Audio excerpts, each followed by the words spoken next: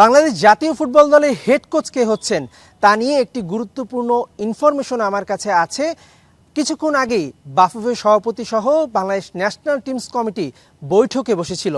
তারা 11টি সিভি কিন্তু এর আগে শর্টলিস্ট করেছিল, সেখান থেকে শর্টলিস্ট কমিয়ে নিয়ে আসা হয়েছে 6 জনে, এবং সেখানে কে কে আছেন সেটাই আপনাদের জানিয়ে দিচ্ছি।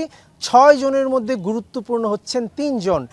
কোলম্যান, যিনি আসলে ওয়েলসের সাবেক কোচ, তারপর জার্মান কোচ অ্যান্টোনিও হে আছেন সেখানে, এবং পর্তুগিজ কোচ যিনি আলোচনায় আছেন বেশ কয়েকদিন ধরেই, তিনি হচ্ছেন কনসেনসাই, তিনিও কিন্তু আছেন এই 6 জনের মধ্যে। এবং সেখান থেকেই আগামী 15 তারিখের মধ্যে একজনকে বাফুফে বেছে নেবে। এবং আপনারা জানেন যে কিছু জিনিস এই কোচরা, এই 6 কোচের কয়েকজন কিন্তু চেয়েছিল যে তাদের পুরো প্যানেলটাই আসলে তাদের পছন্দ মতো সাজানোর জন্য, অর্থাৎ গোলকিপার কোচ, সহকারী কোচ, সেটাও কিন্তু বাফুফে বিবেচনায় নিচ্ছে।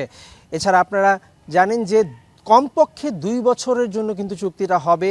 বেতন, সব পারিপার্শ্বিক অবস্থা, ছুটি ছাটা সব কিছু নিয়ে আগামী 5 দিন কিন্তু বাফুফে আলোচনা করবে এই 6 জনের মধ্যেই। তারপর ফাইনালি 15 তারিখে কিন্তু জানা যাবে কে হচ্ছেন হামজা শমীদদের হেড কোচ।